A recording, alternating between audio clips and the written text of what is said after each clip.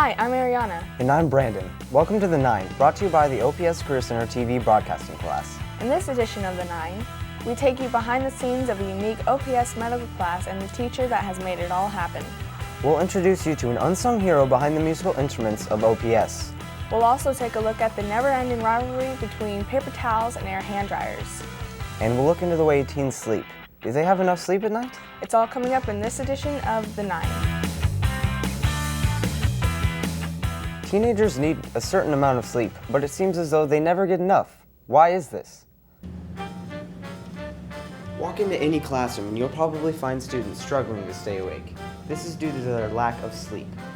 On average, probably like 6 hours a night. 6 hours is not enough sleep for teens. According to the National Sleep Foundation, teens need 8.5 to 9.5 hours to function best.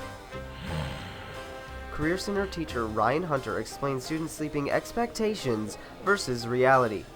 Well, I think what they should sleep is about 8. What are they realistically sleeping? Probably something less than that. I would say probably in the vicinity of 5.5 to 6 hours. What keeps teens awake at night? Students stay on their electronics as much as they can, staying awake until they just can't keep their eyes open. I stay on pretty late, and then usually when my eyes get tired, I just pass out. However, students are not the only ones affected by this overstimulus. I think it does a little bit.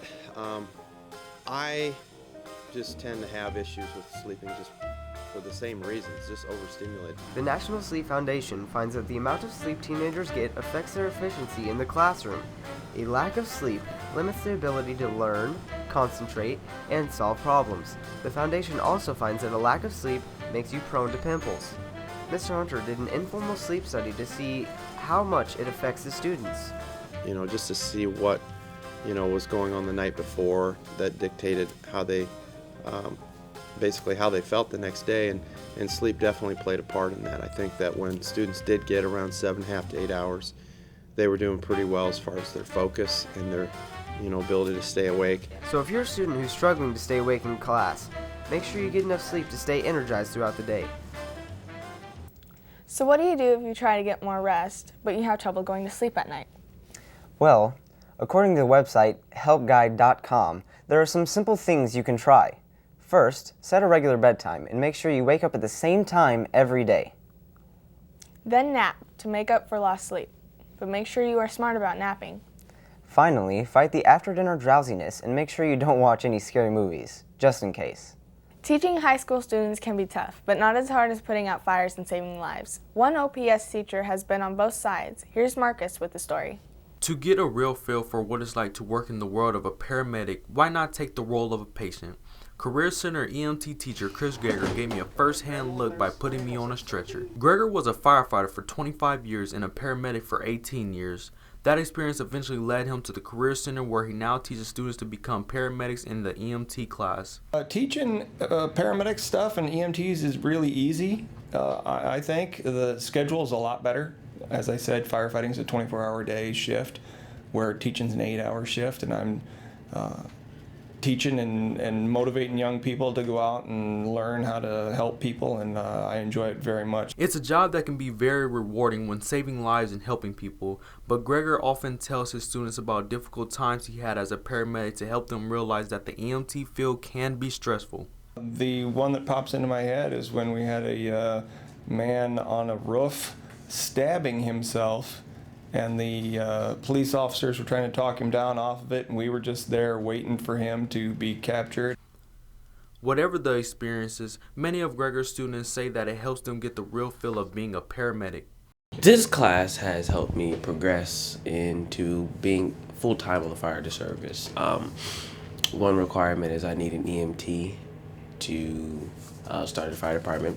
So this class being free and easy available for me to do gets me one step further to being a firefighter. Gregor has so far enjoyed being the Career Center EMT teacher, and he hopes to continue teaching for a long time. Specific medicines they might have taken? This is Marcus reporting for The Nine. Gregor says when he's teaching students about EMT techniques, it brings back a lot of memories, both good and bad. Either way, he hopes his students can learn from his experiences. There are hundreds of musical instruments being played around OPS on any given day, But what happens when they are broken or need a tune-up?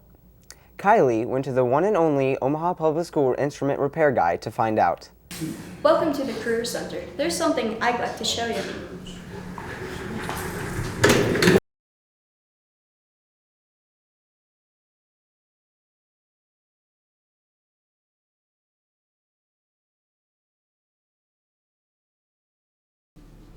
Deep within the bowels of the Career Center lies Eric Hates, the OPS instrument repairman. I was always in music all through high school between bands and choir and things like that.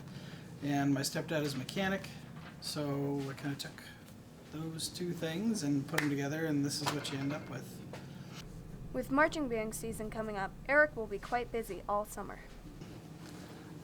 Kids are going up and down bleachers and carrying instruments out on the field, and they get dropped and fall down bleachers, and kids fall on top of them, and that's usually the worst time of the year. Looking around, you'll see all sorts of old instruments and parks and piles and drawers. Even with all these parks and instruments, sometimes even he can't fix it. Sometimes there are old enough instruments that I can't order parts for them anymore. So that's when I come diving into this or to that pile over there and see if I can find the right model, because a lot of the times they're not a universal part. Most of the times they're not a universal part. They're brand specific. And if it's a brand that's been out of production for, 30 or 40 years, I can't get parts for them anymore. Although there are some times it might seem frustrating, Eric still enjoys his job.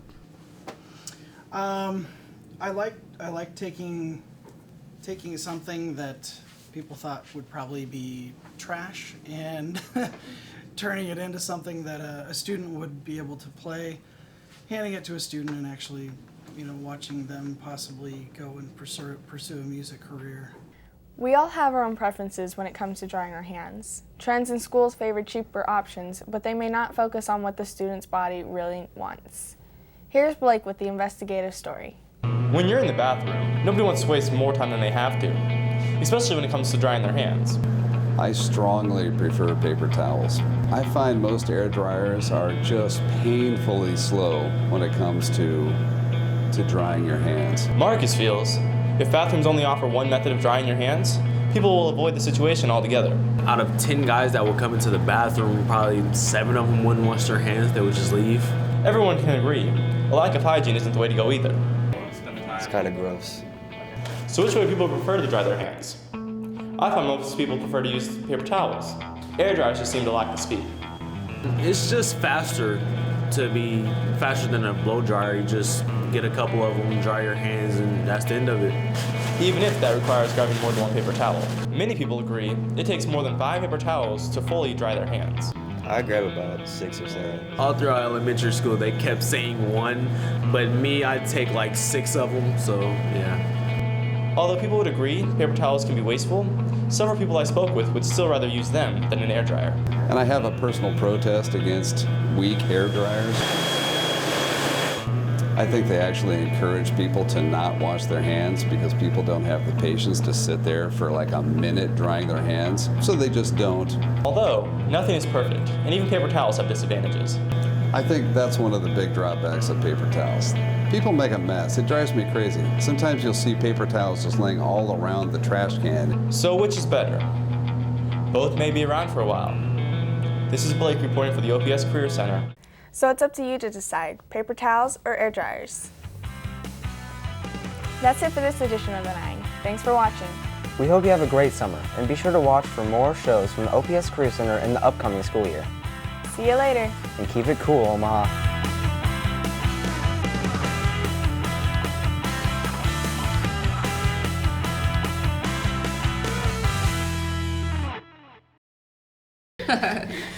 Wow. Ratchet. And she's ugly too.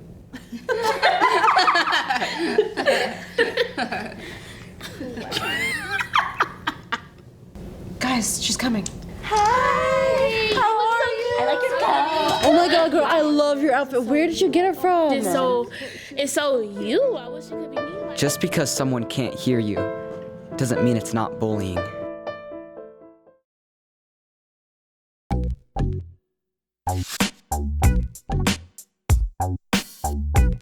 Hey there, I'm Cole. And I'm Maria. Welcome to the Chatterbox, coming to you from the OPS Career Center TV studio.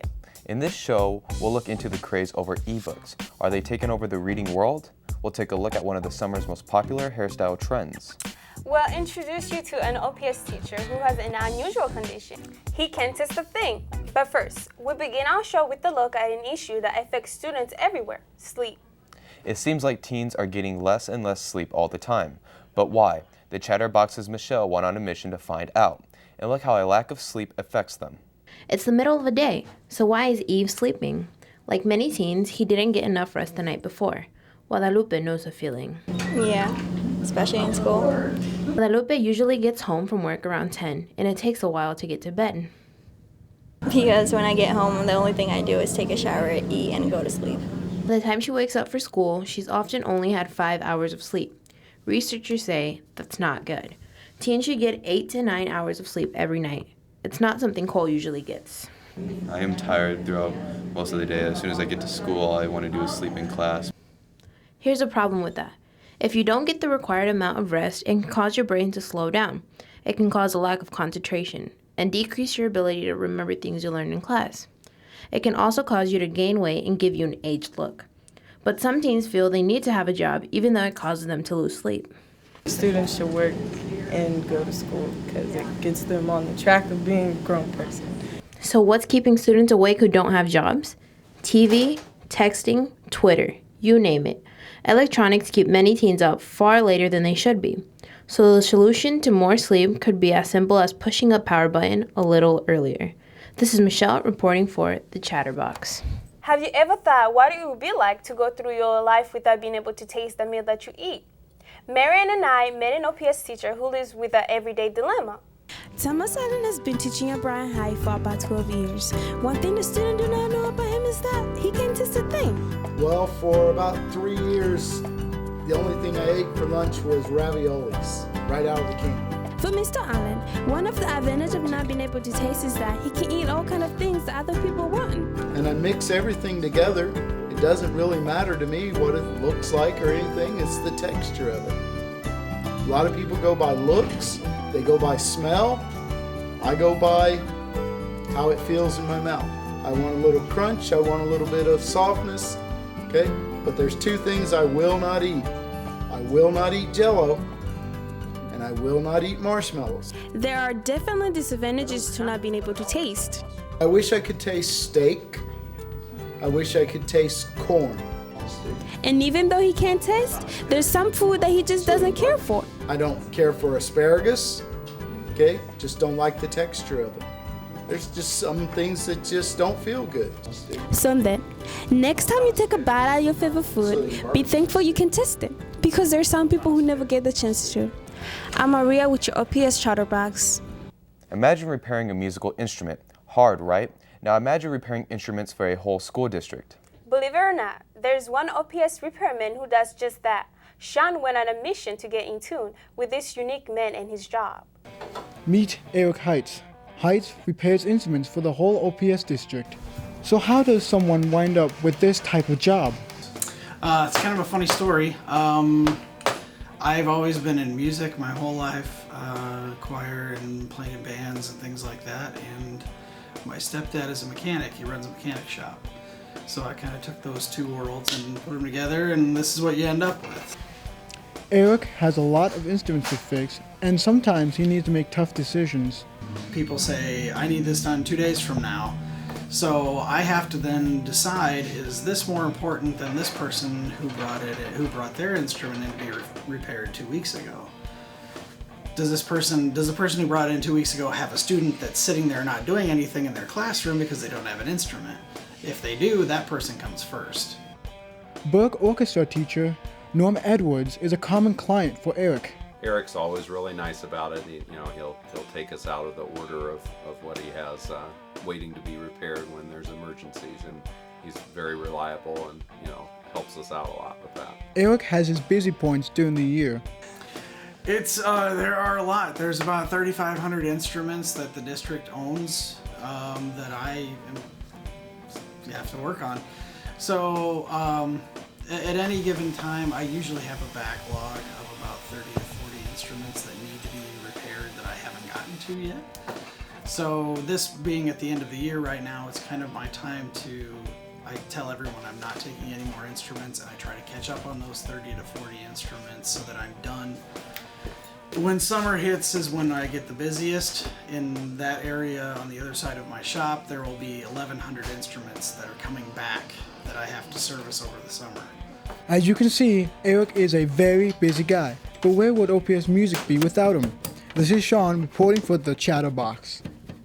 The craze for Air Jordans and other fancy types of shoes are in full effect. But why exactly? Why do people spend hundreds of dollars each year on shoes? It's a logo that shoe fans all around the world recognize, the Jumpman. Michael Jordan's famous shoe line has generated a huge craze over the past 2 decades. Well, since I was a little kid, everybody started wearing Jordans, so I want to be cool, so I started wearing Jordans. But what makes these shoes so significant? For Raul, it's more than just the looks. The way Michael Jordan showed them off, everybody was so excited on sneakers. Now it's all hyped up. So sneakers are nowadays. Some find this craze over J's rather ludicrous. I wish students would focus on their schooling as hard and intensely as they do about their Jordans. I do not understand the craze, but there is definitely a craze. Raul sees this craze as a way of financial income. They sell shoes on eBay. People buy them, and they just make money out of that. He buys shoes at retail price, which are right around $120 to $200, and raises the price because there is a limited supply. Try to get multiple pairs of the same shoe and sell them for a higher price. Eventually, the shoe will go up in higher price due to the fact that it sells out in stores. But Jordans aren't the only shoes he collects and sells. Nike SBs, I have Asics, New Balances, Sauconys, Kobe's, LeBron's, Kevin Durant's. It's not just about Air Jordans. There's other shoes that are just as good as Air Jordans. Just they're not known to be hyped up as Jordans since everybody just goes for Jordans. But for Hypebeast, Jordans are the only way to go, at least for now. This is Cole reporting for the Chatterbox. Ebooks are rapidly changing the market of the books in the U.S., but many believe this is a good thing, but others think differently. We sent our Iron Man Sam to get the story. Ebooks are rapidly changing the way people read. Eduardo is one of those people. He uses his phone as his ebook. I have on my Samsung. I've tried it and I really enjoy it actually. You know, I don't really have to carry around the book with me. I can just pull out my phone and start reading whenever I have time. Career Center English teacher Stan Shaw doesn't use ebooks in class, but he does use them for personal reading. He thinks ebooks provide a lot of good options for readers, such as the dictionary function. And if I'm reading something, I can tap a word and the definition of the word comes up instantaneously. So I think that'd be a great benefit for students. Also thinks it would be cheaper for schools to use the ebooks in class, but he would be concerned about people losing them. The one major downside would be if you lost your ebook, because you would have a whole bunch of books stored on there, and that could be very expensive to replace all of those. It would be a good addition, but it's not necessary, at least not yet. I don't think so. But yeah, you know, it'd be fun. Deanna is a Barnes & Noble worker who isn't quite sold on the ebooks. Drifted into the ebook generation, and I'll admit it is a lot more easy. It's easier to carry around, but I don't like the fact that I have to worry about a battery when I'm reading. So are ebooks the way of the future? Only time will tell. I'm Iron Man Sam with the Chatterbox. When it comes to hairstyles this summer, there are all sorts of new trends on the way. One of the most popular styles we're seeing more and more of is weaves and extensions. The Chatterbox's Precious has more. If you know a lot about hair, you should know that there are a lot of products that needs to be used. You might be confused looking at a package of extensions, but you have to know it's a certain technique on how the hair is attached.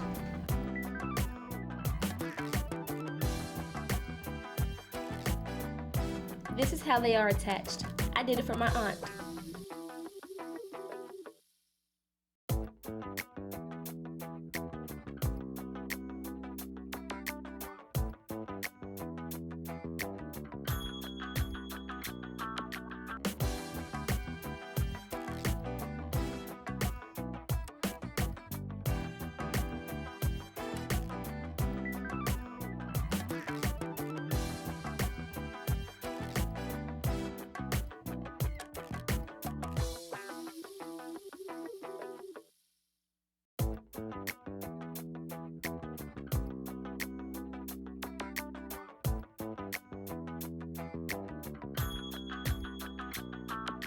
So why are weaves so popular now? I don't like my real hair. I like longer hair. How often do they get weaves? Year round. The cost? $300. Some people just don't care for it at all. To be honest with you, I'm not really attracted to girls who wear weave. And then there's some people who loves it, like Mr. Hunter. I have to say I really like it. Here is one of the hairstyles I did for myself using the same technique as a twist. Thanks for listening to the Transitions of Hair in Omaha. We have all taken a picture before, but what goes into making a truly terrific photo? Do we need a sixth sense of some sort? Here's Eve with a story. When you take a look at a photo, you may see only a general picture, but photography professionals and students can tell a story. What makes this image maybe look a little bit more successful than a lot of other images or things like that you would see is that she used a kind of a low perspective. Looking at nature from a down perspective is a view that you don't always take time to look at. Career Center photography students work hard to excel at photography. We asked Maggie to break this photo down for us. I see someone actually had to work really hard to get these photos and give them props and get the right lighting and sitting them in the right direction and how you take the photo and what angle you take it. They'll even tell you that no one takes pictures the same. Kind of, not really. Everyone has their own style. I think everyone can see them different, but they just don't try. Students go above and beyond to expand their creativity, developing a photo called a hologram. Well, it's basically two pictures, but like you put them like opposite, so that way like you can like hologram it, so you can see both of them. Ask a one-click photographer like me, and I might say they even have a sixth sense. Not a sixth sense. I think I have to rely on the other 5 to kind of get a good take on my environment. Just perspective of a photo. I just see photos differently than my sister or my friend does. So next time you're taking a photo, don't think of it as a picture. Think of it as your way of telling a story. This is Eves reporting for the Chatterbox. That's it for this edition of the Chatterbox. Thanks for watching. We hope you have a great summer and be sure to watch for more shows from the OPS Career Center in the upcoming school year. Bye. See ya, guys.